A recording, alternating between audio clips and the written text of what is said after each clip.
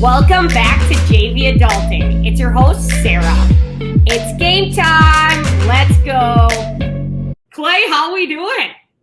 Doing great. You know, it's a beautiful day in Chicago. It's sunny.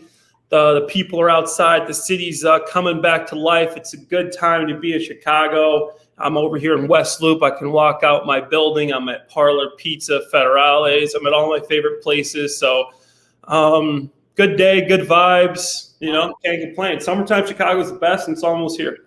It really is. And I actually read that they're doing even a lot of the festivals this summer, like Taste of Chicago and all of those. Fests are coming back, you know, Taste of Chicago, the Old Town Art Fair, always one of my favorites. Wow. Yeah, there's a lot of good stuff. Unfortunately, we don't have Lala, but I mean, that's honestly just a bunch of drunk teenagers anymore. Yeah. But, you know, Lala is fun when you get the good headliners for the concerts, but. For sure. I've never actually been, but a lot of friends that have gone. Then you were a real Chicagoan, Sarah. I can't believe Jimmy never took you. Oh my God. I mean, I can't picture us. I feel like Ariana was there one time when we're just not like total, you know, let's go do. You get the VIP tickets. I don't mean to sound like a douche, but no. You pay a little extra. You get the VIP tickets, or you just know somebody and you get back in the VIP, and you don't have to be the bandits, but you still get to enjoy the concert. You don't have the drunk teenager sweating on you. And so that's the way I've always done it. Yeah. Golf balls will take you from place to place. A lot of my friends in the city own bars and are these big guys that like supply the concerts. So I've always got to kind of just like sneak in. Like, who's this guy? You know, where'd he come from? Hey, I'm Clay. Yeah. I'm staying. Yeah, I'm here. Well, that's great. So we have a country festival here in Minnesota that's called We Fest. And I officially retired from We Fest a couple years back. Are they going to do it this year? They are, supposedly. But I said if I ever go back, I'll have to do the VIP ticket. So you and Jimmy should come to Windy City Smokeout this year. They just announced that's back in Chicago. Darius Rutger. We got some good people. Yeah. I've gone a couple times, actually. Good barbecue and good concert. Okay, yeah, we'll look into it. Okay, wait, have you always lived in the West Loop? No, I've lived pretty much every neighborhood in Chicago. I mean, I've lived in Lakeview, I've lived in Wrigleyville, I've lived in Old Town, I've lived in Lincoln Park, I've lived in West Loop, I've lived in River North, because this is 10 years, 12 years we're talking about living here. So I haven't bought, and I played football, so I would go somewhere for 7 months, and I'd be back in Chicago for 5.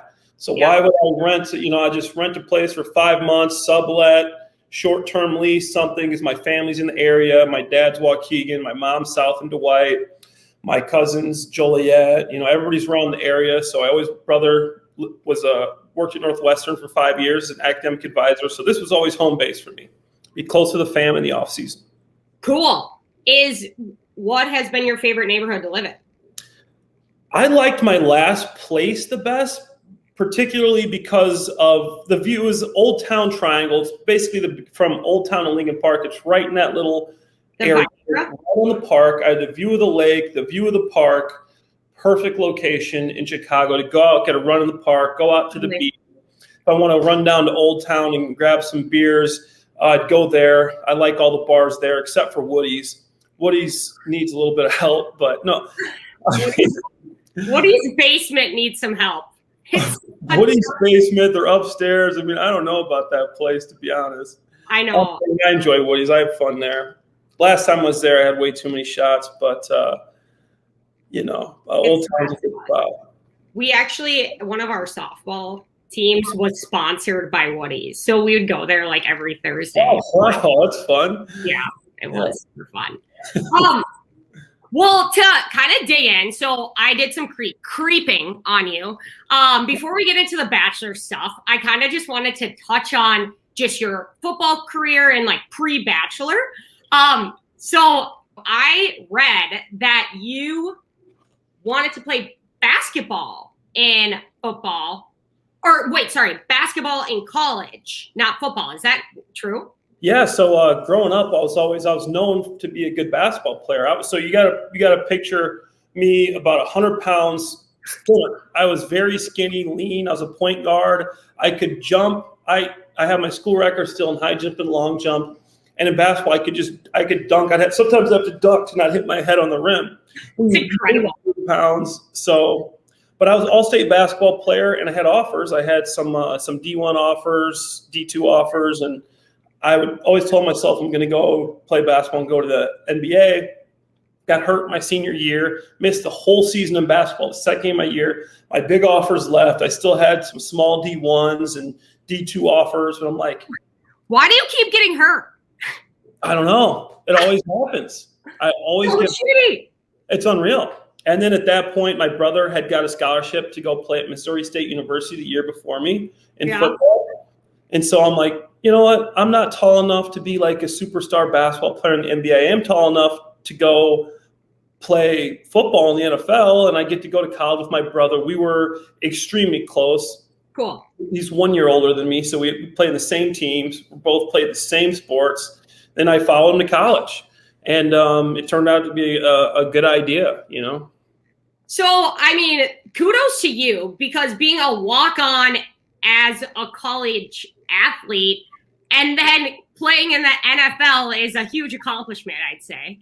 Absolutely. Yeah, no. So when I got there playing football, you know, they want me to come. So I ended up having to earn a scholarship after my first year, and I did, which was cool. But then I was a wide receiver. I was skinny.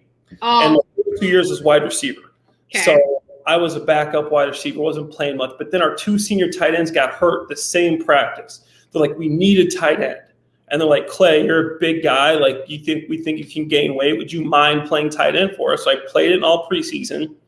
This is my sophomore year. I redshirted, so it was actually my third year, but it was my sophomore on the field. So I ended up playing tight end, and I was really good at it. Mm-hmm. And I ended up getting All-American as a sophomore. And everybody's like, dude, like scouts started coming in and saying, this guy's super athletic. It's a wide receiver. You have to be athletic. Tight end, you're not as athletic. You're usually a bulky guy. If this guy can gain weight and improve his blocking, he's got a chance. My junior year, gained more weight. I think 20 pounds from my sophomore to junior year. Gained another 15 pounds from my junior and my senior year. And by then, I was a good blocker and a good receiver. And we didn't have a draft pick for 22 years from Missouri State. And I ended up getting drafted in the 4th round. Wow, that's awesome. That's crazy. Yeah, that's crazy. But congrats. I mean, wow.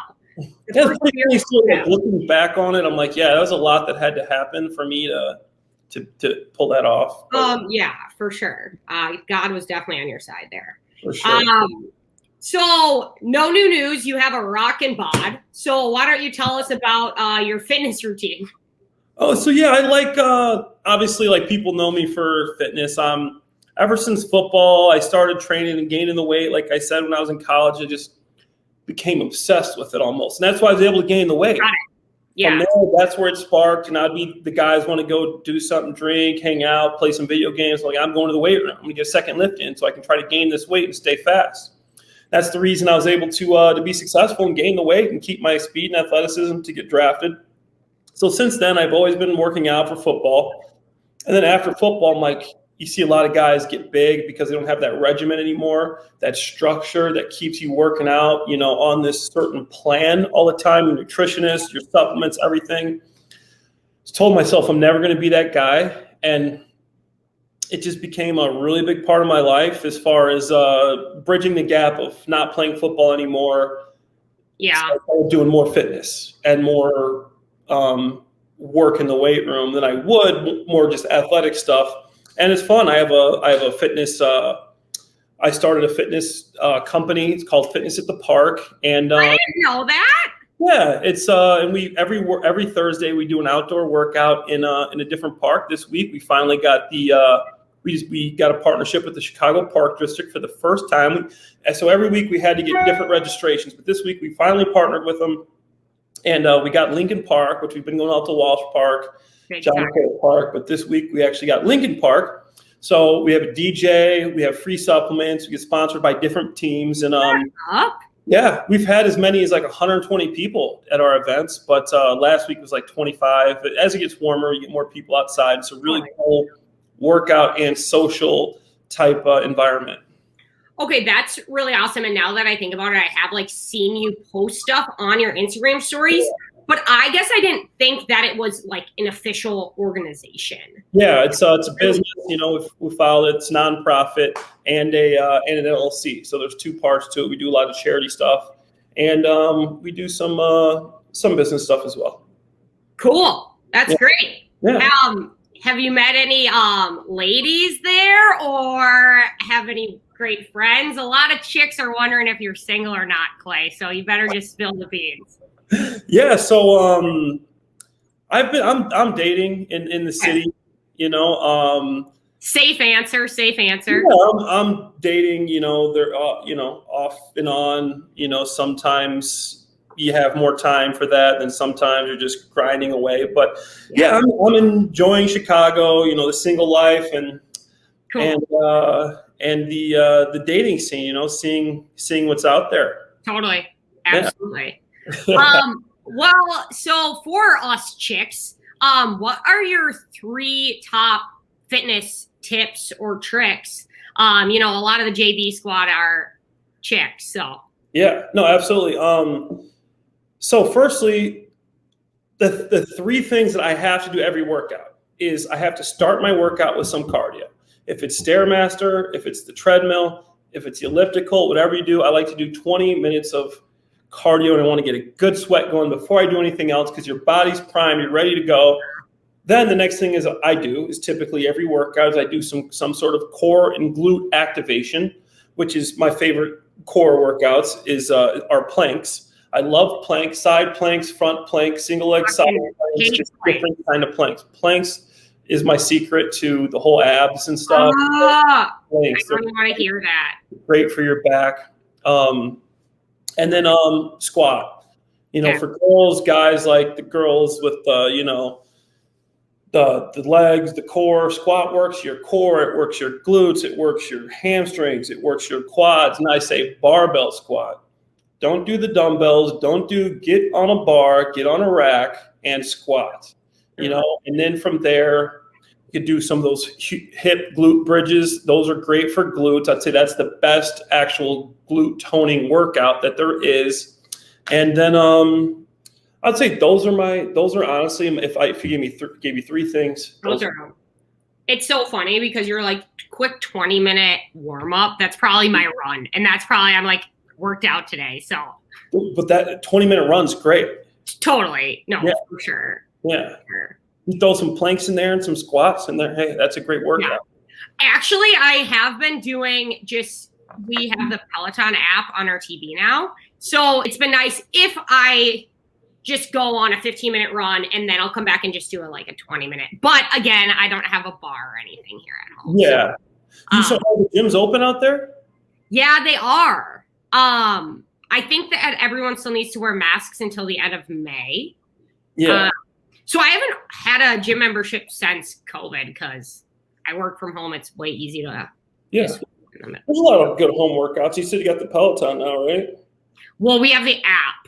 I wish we had a Peloton, but no. Jim is a Peloton, man. I know. He actually loves cycling. Yeah. We were cycle bar members actually in Chicago. He loved it so much. But in West Loop? Do you ever go to the one in West Loop or the other? We went to the one in River North. Oh, nice. Yeah. Yep. Actually, one of our girlfriends opened it. So, yeah. So we supported her business. Awesome. I know. I felt so bad. She opened it obviously I think 9 months before the pandemic. So shitty, but yeah. All right, great. So Clay, we're going to walk through, your Bachelor, what word am I looking for? Bachelor history here. So first and foremost, Becca. All right. So a little background about me. I would on and off watch The Bachelor in college. Oh, love wine nights. Nah. I was living in Chicago at the time, and one of my girlfriends were like, the Bachelorette's from Minnesota. I said, shut the fuck up. No way. Yeah. And so that's how I got hooked on it, because I was homesick in Chicago. And I was for sure, I'm totally going to support this chick. Yeah. And then I got absolutely hooked afterwards. So that's your season. So let's start how you got on the show. Yeah, so it's pretty random. A buddy of mine had tried out for the season before, which maybe was Rachel's, but they said that they didn't think he'd be a good fit, so he didn't make it on the show. Oh yeah. So he was out in Old Town at Benchmark, and Oh God. and he ran into like the same recruiter lady that found him, and she's like, "Hey, would you be interested in like coming back? We liked you as different Bachelorette. Maybe you can fit this time." He's like, "Actually, I'm seeing someone. I have a girlfriend now, and he's actually married to her, and they're expecting a first kid." So it worked out, and he's like, "No, but I think you'd like some of my friends." She's like, "Oh yeah, like show them to me." And he went through like all of our friends' Instagram. She's like, "Oh, I like this guy. Like, who's he?" And he's like, "Well, that's my buddy Clay. Like, I think he might be interested, but he plays football. I don't know." It's like, "Listen, we'll work around his schedule if he wants to, if he wants to try out for the Bachelor." And so like, she called me. She's like, "All we need you to do is like fill out this paper, and then we'll like get back to you." The next thing you know, I'm going to final casting in LA, and I'm like deciding if I really want to do this. And I'm like, what harm could come out of this? Like, I didn't know it was such a big thing. I wasn't a big Bachelor fan, and I was just like, yeah, let's do it, see what happens. And that's really how it got started. It's pretty random. Unreal. They handpicked you there, Clay. Yeah. So you see my mug here. I know you're probably like, what is this guy drinking? This is my mug I got in Dubrovnik, Croatia. I'm a big Game of Thrones nerd, and that's where King's Landing was filmed in Dubrovnik, Croatia. So no, I respect it. To drink out. Jimmy's actually read all the Game of Thrones books. Have you as well? I read the books, yeah. I'm starting on Fire and Blood. I've read the Game of Thrones, but then I'm even reading the prequel stuff. That's how hooked I am. Oh, wow. Is that by the same? I'm guessing it's by the same author. Yeah, George Martin. The guy is pretty creepy, but he has some good books. Do you think he's going to finish the last book? He's got 2 left. He hasn't even finished the second to the last one. Oh. Yeah, so he's got 2 left, and then he's like 78, morbidly obese, and he always seems like he's having a hard time breathing. So I doubt he finishes. I know a lot of people have said that the guy's not going to finish his books. So yeah, everyone says that. I unfortunately haven't even seen the shows or read the books, but I support. Did you like the way the show ended? Like, because I know that Game of Thrones actually ended, right? But it's unknown if he wrote the ending, right? Yeah, people don't think that he actually wrote that. Well, his ending might be similar as what people said, but they're going to actually show it better. Like when Daenerys turned mad, they're going to show like a gradual, not going from Daenerys, who's a great character, who's very caring and thoughtful, to this, crazy psychopath in one episode. Yeah. We'll start seeing signs, and there's a lot of different storylines that were left untouched and unfinished. And I hope that George Martin will be able to finish it, because the books are always, always hear the book people, the book's better than movies, book's better than show, but the books there's like so many more storylines and different things are happening. So yeah, I can't wait to see whenever this book comes out, The Winds of Winter. Look at you. I love it. Yeah. Cool. Yeah. So, do you still talk to Becca? No, you know what? I don't talk to Becca. I know, I hang out, I know her and Blake stay in touch, and there's like a little flirtation there, but. Are they dating? I don't know. Honestly, I don't know. I know there's something going on there between them, but I'm not sure, so I can't really speak on that one. That's really unfortunate. Yeah. Squad here. Okay. Well, did your wrist injury actually send you home, or were you like, I'm just really not into you type thing? No, it really sent me home. I don't know if you guys could see this, but hold on a second. Let me lower it. You see that scar? Oh my God. Yeah. Yeah, that's part of it. And then guess what? There's this side too. If you can see. Holy shit. So you actually had to get surgery? I had to get surgeries on my wrist, yeah. Because of that little group date? Well, people didn't know is the year before with the Saints, I broke my wrist and had to get surgery, and they said it was all ready to go. And I went back and supposed to be healed. And the first thing I did, the first person I touched, I broke it again. So it was never healed properly. Wow. So, yeah, unfortunate as well. Super shitty. I'm glad to hear that you were able to get surgery and it's kind of healed? Yeah, it's not great, but it's still, I can still work out and like still do some stuff. So Cool. yeah. Well, how long were you actually there for? I was only there for 3 episodes, and that's like what, like 12 days maybe. Oh, really? Yeah. It's so interesting because obviously as a viewer, you just think it goes by the actual weeks they're shown, and it's just so not accurate. Oh, in Paradise, every rose ceremony, we would have 2 days to hang out, and then you don't get to see the girls for the entire day. And then at the end, the only time you get to see them is at the cocktail party. So you're literally doing nothing until nighttime because they don't want you to see these girls again until it's on camera. Then you have a cocktail party. So literally every Paradise week is like 2.5 days.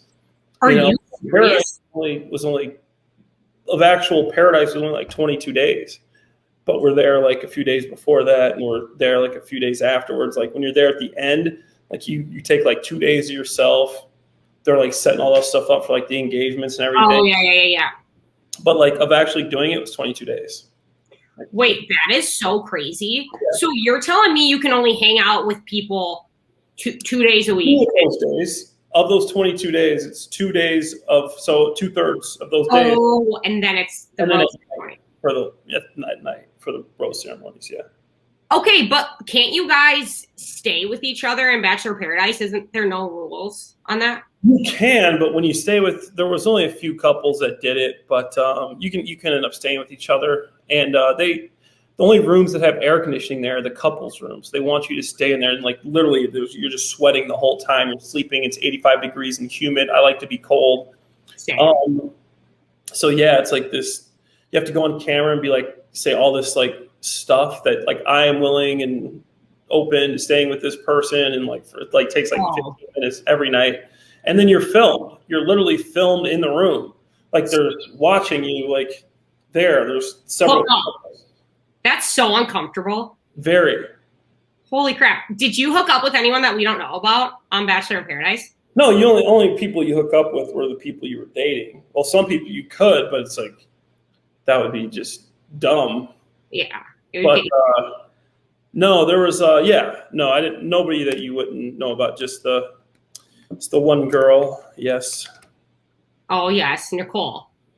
Absolutely. Yeah. Okay, so what actually happened between you two? No, Nicole is I don't say anything bad about Nicole, obviously. No, I know. No, she's honestly a nice girl. She was really funny, but Paradise was interesting because it didn't really go as it was shown. So for me, when I got there, I hit it off with 3 girls, and the first one I liked the most was Kaylin, then Bibiana, and then Nicole. And the second day, so you got the first day, second day, I get a date card, and they're like, who do you want to take? And I've spent the most time with Kaylin at this point. She's like, yeah, I want you to take me. And she was mutually interested in, I'm taking Kaylin. They're like, no, like you shouldn't. I didn't know that the whole Blake storyline with the stagecoach was happening. So the producer's like, you can't take her. I'm like, what? I'm like, and I'm not really interested in Nicole or Bibiana. Like, they really like you. They want you to take them on a date. And I'm like, all right. So Bibiana or Nicole. To me, I was like, Bibiana was more physically attractive, but Nicole was really funny. Yeah. And I'm like, I'll just go, I'll not do what I would typically do and be shallow. And so I went with Nicole, and she ended up being cool. And, she was sarcastic and made me laugh, and together. So got back, but I was still open to the Kaylin thing. And I talked to Kaylin the next day. I didn't get to see her that night. The next day is the rose ceremony. You don't see him that night. I'm like, hey, I'm still interested, but I'm not going to give you a rose. But I know Cam really likes you, so you should just talk to Cam. Oh my God, Cam. I forgot about Cam. Okay. So you should stay here for the next week, and then Cam gives her the rose. And then that next week was bizarre because I'm like, so for me, it's down to Kaylin and Nicole. Yeah. First person to come in was Jordan Kimball. He comes in and takes Nicole on a date. And I'm like, fine, I'll do something with Nicole tonight. I plan this whole fun thing we're going to do the night, talking to the producers. Then they bring in Mike Johnson, and he takes Kaylin on the date. So I'm like, oh, I definitely did that on purpose. So 2 girls I'm talking to are both on a date. That whole day I'm at the beach. There's guys like flirting with girls. I'm not talking to any of the girls. My friends are busy because they're still trying to talk to them. I'm just kind of just sitting there, working around, drinking a little bit, like nothing. So the next day, I finally get to see Kaylin and Nicole, and Christian comes in. The Latin lover Christian takes Nicole on another date. So Nicole's gone in. I'm like, fine, maybe today I'll actually get to see Kaylin. So I get to talk to Kaylin a little bit. I'm like, how'd your date with Mike Johnson go? And she's like, it was good, but like we're more friends. Like I'm still interested in talking to you. Like perfect. Next thing you know, Dean walks in. Oh yeah. And then Dean takes Kaylin. The second day in a row, I'm sitting on the beach like doing nothing because Kaylin and Nicole are both on these dates. So then the next day, like they come back and then you're like sitting there like if they had a good date, they're not that interested in you anymore. Probably. So I talked to Kaylin and she's like, I think I'm going to pursue Dean. And I'm like, hey, respect. Like, and then I'm talking to Nicole and she made it seem like she wasn't interested in Christian at all. But then like after you watch it back, you get to see like a whole other story. And then there was that whole big like Christian and Jordan fight and the piñata. And if you remember, pretty crazy. Yeah. Okay. So I have so many questions. So number one, though, you know how you said you had this long thing planned, you worked with the producers. There's so many times where I'm just like, there's no chance this contestant planned this. Like Colton having 1 million hot dogs for Tia. It's not like all of a sudden he went to a grocery store and got all these hot dogs. No, you just tell them what you want and they have people that just set everything up, you know? So you actually plan them? No. They'll tell you what you're doing. Yeah. And, like we went on our dates, like I had no idea what we're doing. Yeah, you don't really know. And I don't think the lead knows either, even on The Bachelor. They'll know right before we do. Gotcha. So I guess kind of how much do the producers kind of play the storyline and how do they like manipulate you guys? So they manipulate it if you're weak-minded and get you to do things. But the thing that makes it crazy is the edit. The way they edit the show, they can move conversations around. You have what they call our ITM interviews. They're in-the-moment interviews. Oh, yeah. Interviews, say you're there on the last day. The last day I'm there, I have to change into the clothes I wore the first day, and they interview me as if I'm on the first day. They get all the content. Look at people's facial hair closely, their hair. Things don't line up. Halfway through, you're talking about the first day. Halfway through, you're talking about the fifth day. You know, that you do these hours in the moment interviews because they're trying to sell a story. And you get in these clothes that you were wearing previous days to try to match up with what you were doing there. And they'll ask you these questions. These aren't really what you were feeling in the moment. In the moment, some girl might like this guy and she's going to say like, hey, I actually think that guy's cute. She ends up with this dude. They get him to go back and say, oh, I'm so interested in him right away. You think that she was into this guy from the beginning. You know, the foreshadowing, they say like, oh, I don't know about this guy early. Like it's all edited. When you're there, the producers can manipulate, but the editing is, to me, what's really impressive. What part of your story do you think that they edited and kind of changed the whole storyline for? Yeah, for me, there was 2 things. First one was Angela. I did not handle like the Angela thing well because I was told before I went on the show that they weren't going to bring her on. And I was going to be able to date without her being there. And I told them that's the only way I wanted to go on. I didn't want it to be weird for me to date with like an ex that like we recently broke up and like on that show. And they completely agreed, said she's not coming. When Angela comes in at the wedding, I get told by people that she's telling people I broke up with her to go on Paradise. So there's this thing that doesn't get aired at all. And they're like, you need to have a conversation with Ange. And the conversations I had with her were about that. I like, hey, why are you telling people this? She's like, I didn't, blah, blah, blah. I'm like, well, Kevin, like Astrid and Kevin's like telling me this, like this guy told me this. And like, obviously she's like, well, I didn't say it. And then they turn it into like, well, you guys should talk about this. Now that you're here, so we'll talk a little bit about our relationship, why we broke up. And then like when it was aired, it was like something about you're working out for 4 hours a day, like all this stuff. And I'm like, that's what they aired, like from that whole interaction. And they just made that seem way more intense. Like I didn't handle it well, but I think it was blown out of proportion. That conversation was just like, I was like, ew, that was so edited. And they're like moving things around to make it seem like we're saying things in different times. And then mine and Nicole's relationship. I said a million times with Nicole, I said, I want to date you. I want to leave here with you. I don't want to get engaged. I want to build a strong relationship from the ground up. I want to meet each other's family, meet each other's friends, you know, and see how we do outside of here. I think that's what's best. I said my parents were never married. I've seen a lot of bad relationships in my time. This is what's best for us. And they never, in a million interviews, talking to her a million times, I explained this so many times, they don't show any of that. And at the end, all you see is like, oh, Clay's not going to propose.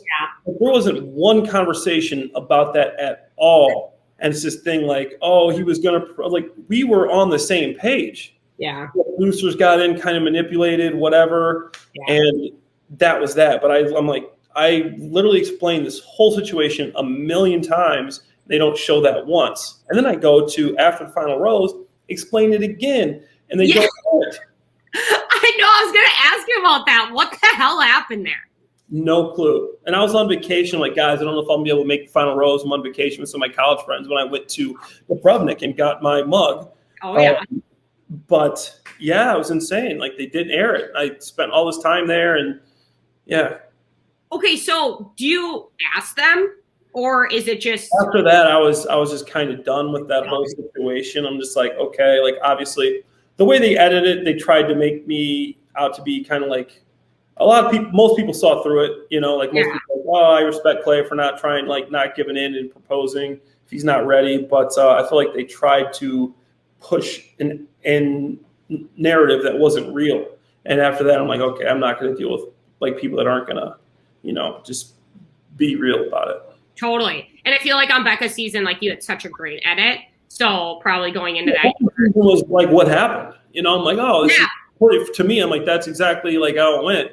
You know, and then on Paradise, like watching this stuff, I'm like, wow, this show, and just like other people's storyline, there was stuff that, you know, I'm like, okay, that was weird. They didn't show that and like cause impact. Like, but I'm just like, they pick what they want to show and who they want to look like what. And so fucked up. But obviously it keeps people coming back. So would you ever go back on? I got contacted, but I don't think I would ever go back on Bachelor in Paradise. Gotcha. Yeah. Either or. Okay, so we touch on Chris and Crystal's wedding quick? Was it seriously that awkward? It wasn't that awkward, and it was weird because it was my first time seeing Angela, and I'm sitting there with Nicole. And then at the wedding, they only let certain people go to the rehearsal. Obviously, Nicole wasn't welcome with like my friends. Oh, I forgot. I'm there by myself. And then there's guys that are pursuing Angela in front of me, and they're like placing me right here while these guys go and talk to Angela. Cameras on me. Obviously, they're trying to play this up. And I'm like, this is so dumb. And then like, you need to go talk to Angela. And I was like, hey, and we're like, hey, like it was like this random conversation. And I thought that was it. Because I'm like, yeah, they told me she wasn't coming. But then like the next day she like showed up on the beach, and like Mike Johnson had become a good friend of mine, and Chase. Yeah. And, like these guys are now like dating Angela, and it's a really small space. And then like they're stirring up all this drama. And I'm like, okay. Like that was my first time like seeing like how like what people say. Because I'm like, during The Bachelor, I was like literally what happened. You know, and in Paradise, I'm like, okay, so here's the curveballs they throw at you. Yeah, and they like played it up when she was walking down the aisle. I forgot about that until right now. Oh my god, hilarious. Yeah. Okay, so Chris is your buddy, obviously. Yes. And how is he doing? Chris Randone? Yeah, I mean. Yeah, he's good. I mean, obviously, Chris. What a shitty situation for him. Like, I can't imagine being married to someone and then them having a kid 2 years later. I don't even know how soon it was, but I would be. Yeah, he's honestly one of my better friends. He's doing well though. You know, he's obviously that was tough for him. He took it hard, but I think he'll be on Paradise this year. He's going back on. Oh, fun. Yeah, so he'll be there, and he's doing well. He does a lot of investing and stuff, and like we have a big group chat about, you know, we're in the cryptocurrency stuff, buying some coins. Bitcoin, Ethereum, all these different coins and info, and he's doing well. Good. That makes me happy for him. Yeah. Okay, so tell me about the group chat. Oh, so me, Chris Randone, and Chris Bukowski have a group chat that we all just talk about investing and crypto and stuff. And that's cool. I have a bunch of different Bachelor group chat. We have a Nashville squad group chat with like Chasen from the recent season, Spencer, Blake, Chris Randone, Chris Bukowski. Yeah, just a bunch of guys. Just a bunch of guys. Yeah. Who's your best friends from the show? I have a few, I'd say the Chris's, Chris Bukowski, Chris Randone, Joe, grocery store Joe is probably my closest friend. Joe. Yeah. He lives in Chicago, so we hang out often. Dustin moved to New York, but before that, Dustin was one of my best friends. Joe would probably be number one because we were in the same city. The Chris's, Blake, me and Blake hang out all the time. I'd say that's those are your I don't want to miss anybody, but yeah, those are my guys. Totally. Dylan's a good friend too. Oh, cool. Dylan Barber, Hannah and Dylan. I know the success. Would you say they're the biggest success from the show? Has to be. I was just with them last weekend. They're so cute together. Yeah, it's great. Oh, yeah. I mean, you can kind of tell. Not that I don't think any of the other. I don't know shit actually, right? But you can tell that it looks very genuine. Yeah, it's genuine. Yeah. Well, awesome. I'm trying to think if there's anything. Okay, does everyone actually just cry to Wells and tell him everything? Or Wells is a guy that you could literally just talk to about whatever. Wells is the man. I love that guy. But, he's like a producer. He knows what questions to ask. They fill him on the storylines, fill him in and what he needs to ask. And Wells knows what to ask and what to get out of people. For sure. I mean, he seems just like a goofy guy. Yeah, he's funny. He's goofy, but... Yeah. Everybody loves Wells. For sure. What storyline outside of yourself do you think that personally was kind of just blown up to something it wasn't? Well, for us, Clay? Yeah, I know Blake got manipulated pretty good there a bit about like them telling him to like take Tasha on a date. And then he takes Tasha on a date, but then he's like, I really like Hannah. So then finally he's like, I'm just going to go for Hannah. They're like, well, why did you take Tasha on a date? And the whole Kaylin thing when he was like hooking up with Kaylin and Christina at Stagecoach and like how Kaylin was, he literally released these text messages of like Kaylin. He literally was just upfront. Was like, listen, I don't think this is a good idea. She's like, no, it's just completely casual. It's fine. Like there's no strings attached. And I'm trying to make it sound like Blake was like, kind of like playing both of them when he was like very open with both of them. Yeah, I totally forgot about him releasing those texts and that. Yeah, that was a thing. I got to have some more tea for you, right? I mean, ask me anything. I told you I'm an open book here. Oh, I know. My cousin Andrew just went on this. My cousin and best friend Andrew just went on Katie's season of The Bachelorette. Oh my God! Well, can you tell us stuff about Katie's season? Spill that beans because he would get in trouble. But I will say that he goes really far. My cousin Andrew Spencer, goes very far, and him and Katie, from what I've heard, had a great relationship. Wow! So have you heard? Really cool. He said she's better looking in person. She's really cool, and she doesn't take any shit. She seems just like a real human being, and that's what I respect. Like, I feel like I could hang out with her and bullshit with her. Yeah, for sure. But yeah, I can't wait to see Andrew on the show. It's going to be so fun. Oh, yeah. He's hilarious. Love that kid. Oh, that's great. Did you nominate him? Yeah, we set him up with the people. I'm like, listen, man, this could go either way for you. Trust me, I've had The Bachelorette and I've had Paradise. But yeah. Okay, good stuff. Yeah. Good stuff. I'm guessing you know who won Katie's season? I do. But you can't tell me.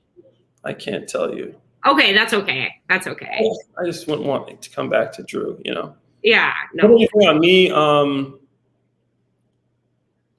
I will tell you something funny.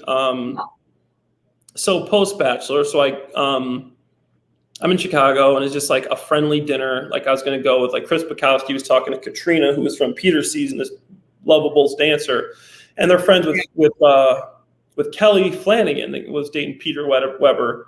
Whatever, and we're all going to go to dinner together. Yeah. It just happened to be on Valentine's Day. It's like whatever just like a dinner, and one of the producers called Kelly and was like, told her not to hang out with Clay because like I was like a player and like led on girls because I led on like Angela and Nicole and this was like one of the producers that I was very friendly with. She was like one of my best friends. Like she was like, dude, I love that girl.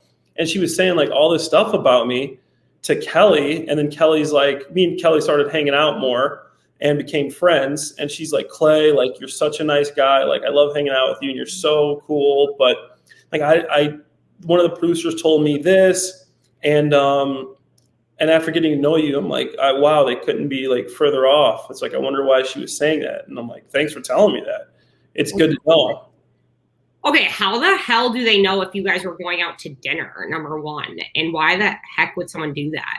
I don't know how they knew. One of them probably called Kelly, and she might have said something about hanging out with me and Chris. And they probably figured like, oh, something might happen there. So let's warn her about me. So this is after Peter. This was before Peter. This is before Peter. Yes. Gotcha. This is obviously after Peter's season, but before they were dating because Dustin and Peter were friends. Dustin's like, yo, like come over, but you can't say anything about what's going on here. I'm like, what are you talking about? He's like, just trust me, just come over. And like, I get there and I see Kelly. I'm like, Kelly, like, hey. And I see Peter. I'm like, Peter. Oh, fuck. I'm like, what are you? I'm like, oh. This is what you're. And then we took a walk down the Chicago lakefront, and that's where the news broke that Kelly and Peter were dating. So wait a second. So do you still talk to Kelly? Do you know anything about their breakup? Kelly's in New York now. I don't see her as often as I did when she was in Chicago, and so no, I don't know anything about the breakup. Well, I've hung out with Pete and Dustin a lot too, but they're living in New York. They're loving life. Yeah. Bachelors in the City. They actually have a Bachelors in the City podcast. So no, they're living it out there. Cool. Has Reality Steve ever reached out to you, or has Reality Steve ever like affected your life, or just with like the recent drama? This just kind of reminded me of. He reached out. I think he reached out to everybody, but I just ignored like his like DM or email, whatever it was. And he's never really affected. Yeah. You. Yeah. He's always liked you. He's always been cool with me. Yeah, he likes me. Good. That's good. A lot of chicks are just like, what does he look for in a partner? Yeah, no, I like educated, motivated. With the Angela thing, I know people like that relationship, like me and her, like got along well. We were compatible, like physically, everything was great. But I realized I didn't know, but at the time, I'm like, you know what? I want someone that's a little more motivated. Totally. I think Angela's an awesome girl, and her goal is to just be a stay-at-home mom, which is great. I think there's a place for a stay-at-home mom, but I think I would like to come to that place like together and later down the road, and like maybe we're both like building towards something, and then like we decide like, hey, let's have kids, and then let's have you be a stay-at-home mom. Like my brother, he has a great relationship. My sister-in-law is incredible. She's currently finishing up her second master's degrees. Oh. She makes more money than she does. She's high up in this energy company in Denver, and she's raising 3 kids, going to school, working full time, and taking the kids to and from daycare. I'm like, she is an incredible, driven woman. My brother, he's got 4 master's degrees. He was the assistant director of academics at University of Colorado. Now he just left and started his own high school as a principal. Like building something like that, like I thought was cool. Like being equally like motivated. Totally. But, yeah, like physically, I really don't have a type. It's weird. Don't have a type. Like you like them all. Well, it's just like if personality plays a role, but even if it's just like the first attraction, like to me, it's like doesn't matter blondes, brunettes, white, black, Hispanic, Asian. It's like never been a thing. Yeah. Yeah. It's super interesting. So I could never imagine being a stay-at-home mom. Granted, I don't have kids. Yeah. But I just always need to be doing something, and I just love my job so much. Like, granted, wherever I go in my career, but I don't know what people do all day if they don't. Like, again, I don't have kids yet, so I know that takes up so much time. And Jimmy and I have talked about it. If it comes to a point where like daycare is more expensive than one of our salaries, that's a conversation. Yeah. You know? Yeah. But yeah, kids are freaking expensive. No, I know. And they're definitely expensive. But yeah, I kind of found that out about myself throughout that relationship. Is that you want someone that's like ambitious in a way, you know?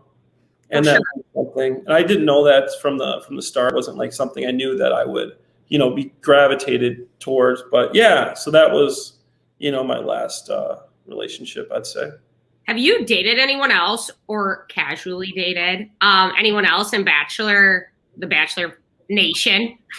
No. Really? No other Bachelor Nation. There was Nicole on Paradise, but besides that, there's no. I know a lot of guys. I mean, I was at an event this weekend, and there were definitely Bachelor hookups. I was one of them, but I don't want to spill those beans either, because I know Paradise is coming up, and a lot of those people will be there.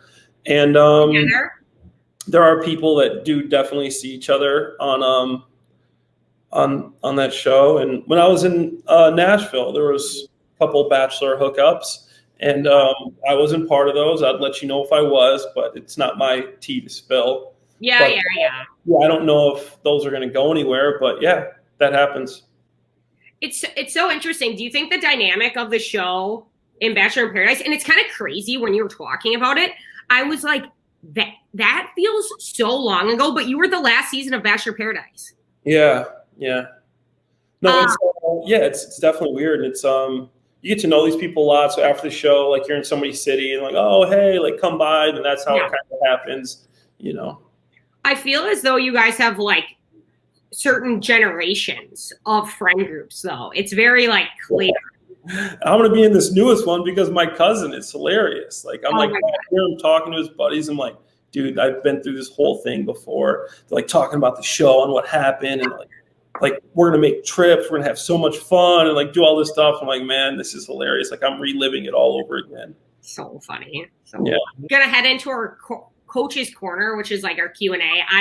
Throughout the whole podcast, I had so many questions for you, Clay. I've been periodically asking, but I think we would have kind of touched on this, but like, what is something that viewers don't see that actually happens? Well, I'd say the ITMs and the interviews, there's a lot of just kind of like sitting around there. Every third day, you literally don't see the girls, and the girls don't see the guys like all day until the rose ceremony. And every week, therefore, only 2 days and a night. And then that's a week on Bachelor in Paradise. What do you do all day, like at the back, like on the Bachelorette, when you guys are not on the dates? You just have conversations, and they just set up these conversations, talk about feelings, talk about different guys, stir up some drama. You'll get a chance to work out, eat, hang out. Like, it's pretty boring stuff. Yeah, like how did you manage? Did you just read a lot? You read, you hang out with the guys. It's like personality rehab, because you realize that's why people become so close friends. You get to know these people so well because you have nothing else to do to keep you company, to keep you entertained, except for the other person.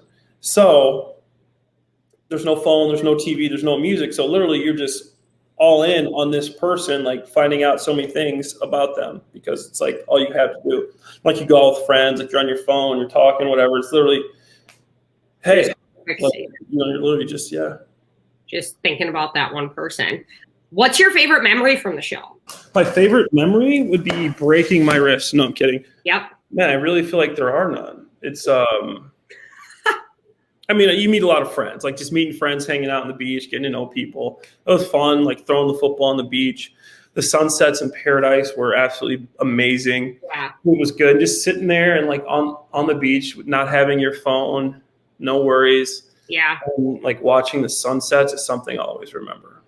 Do you ever get drunk in Paradise? Or, I mean, I know some people did, but you guys have a limit on drinks. I got drunk twice. The one was the date I went on with Nicole, because they were selling beer at this like little carnival. And I was just, like, the police was like looking at me all funny because I kept like buying beers from these little Mexican guys, cervezas, and they weren't there to limit me. Yeah. And I was pretty hammered. And then the next time I was drunk was as soon as I got off the show, they let me drink as much as I wanted. So I just got hammered one night after like me and Nicole broke up on the beach.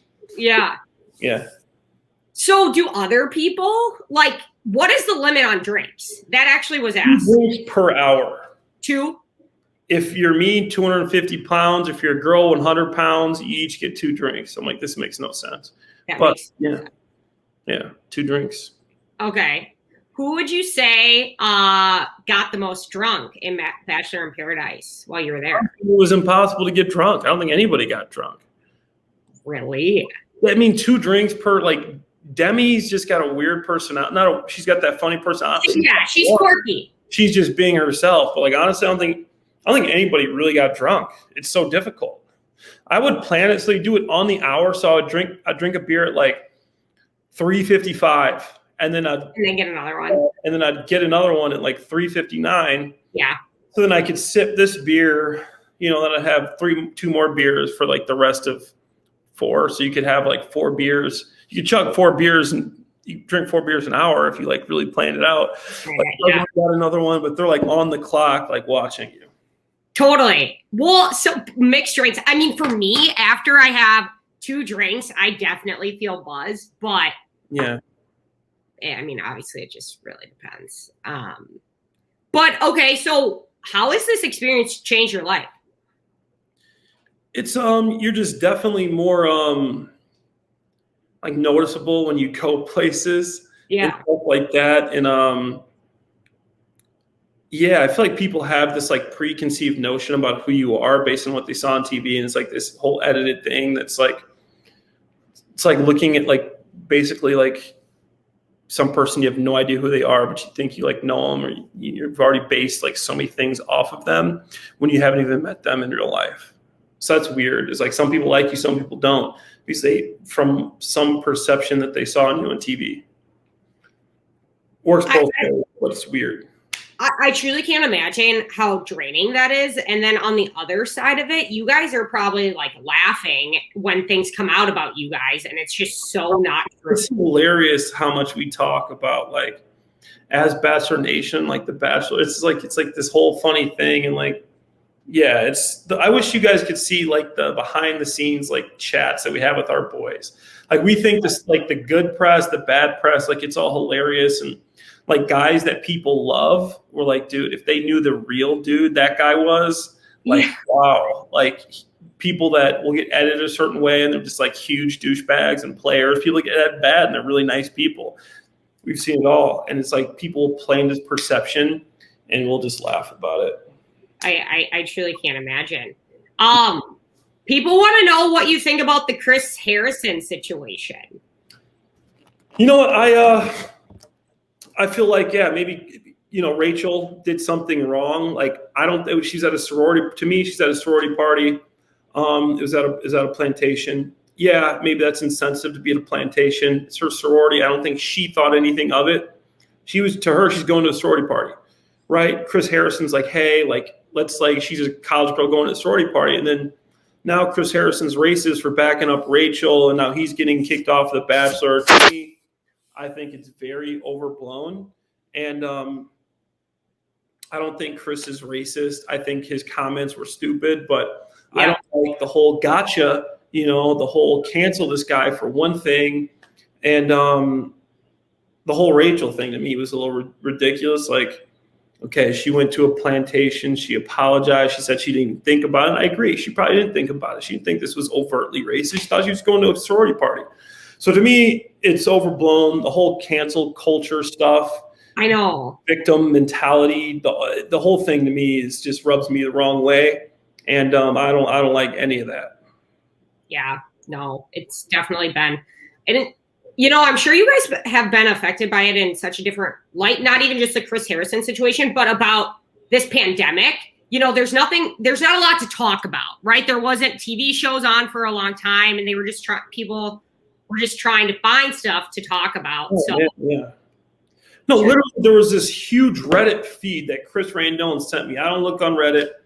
He sent me this thing, and people were saying that I was trying. It was huge, trying to be white because I posted a picture I'm half white, half black, you know. Yeah. White, my dad's black, and my mom's Irish. Yeah. So I posted a picture of my 23andMe, which is the DNA thing. You spit it, you send it to 23andMe, they come back. Yeah. And it's like this thing that just says what you are. You know, I'm like 55% European, basically Irish, and then 45% like Nigerian. I knew all these things. And I posted on St. Patrick's Day and said, oh, I said, I'm celebrating St. Patrick's Day with like a champagne. Yeah. And it was like, oh my gosh, Clay, like he tries to identify with his white side. He's so like against, like, and I'm like, dude, it was literally my DNA. I literally posted a picture. It was me. I'm not trying to be anything. It's just my DNA from 23andMe. That's so exhausting. So to me, I was just like, that's funny. And like, I would reply, but like, that's another one of those like cancel culture things, you know? I said I was celebrating St. Patrick's Day. Now I'm trying too hard to be white. Yeah, it is crazy what people can make up. Yes, it's wild. Oh my gosh. Well, so I'm guessing that's probably the worst thing, that's being in the public eye. Yeah, there's some negative sides to it. You can't, if you have any views about something that's controversial, you really can't say your real views because, that people, if you're a Republican, you're evil these days, like stuff like crazy. You can't be anything but this in the public eye, or people will try to do that cancel culture or whatever on you.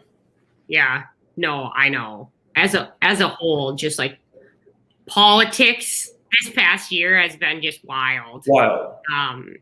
Yeah. You can't have a view different than what certain people have, or you're it's like whatever. So to me, it's pretty crazy. Well, the media just as a whole is just so corrupt. Like, for instance, the Johnson & Johnson, like when that vaccine was taken off the market, okay? Yeah. I have a blood clotting disease, factor 5, like 1 in 4 women have it.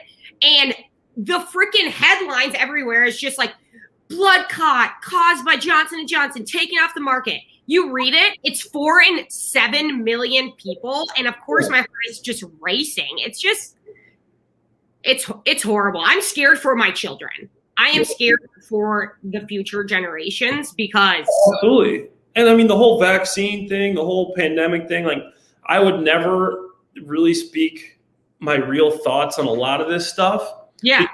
People don't accept any views but their own. Yeah. And it's become this pigeonhole of what you're supposed to believe and think. And we're unaccepting now of political ideals that are different than our own. And to me, it's like, let's have a conversation about this stuff. And politics, you can have different views and still respect each other's place and thoughts. Yeah. The pandemic has gotten so many people button heads. I mean, I've seen friends in my group not hang out with each other anymore because they're so different with their views on everything that's going on. I know. Alluding to the Capitol, to all this stuff. It was just such a divisive year, and it's pretty crazy. Totally. How do you find like your close circle, especially with a lot of your friends, like being in the spotlight, to know that you can trust them not only to have those serious conversations, but about other aspects of your life? Yeah, I feel like you just like with anybody, you get a feel for someone. If you click with them, then you click with them, and it's it's the same. It's always been with the guys from the show, my friends from before, my friends from football, college. Like, just like if you click with those guys, and they become like family to you. Yeah, just loyal. Yeah. That's great. Well, Clay, this has been such a treat. No, absolutely. Are you going to come on and recap Bachelor sometimes? Let's do it. When it starts with my cousin, absolutely, I'm in. Oh my God, let's do it. That'd be so fun. 100%. The squad will love it. Yeah. Well, you're great, Clay. Like, this has been so fun. Yeah, awesome. Where can we find you? You can find me around Chicago, hanging out, working out. If you're in the city, come to my Fitness in the Park class on Thursdays. Fitness at the Park on Instagram. Follow us, and if you're around, it's always a fun, good time. Totally. And your Instagram is? Yeah, just Clay Harbs 82. You type in my name, Clay Harbor. You can find me there. Great. Love it.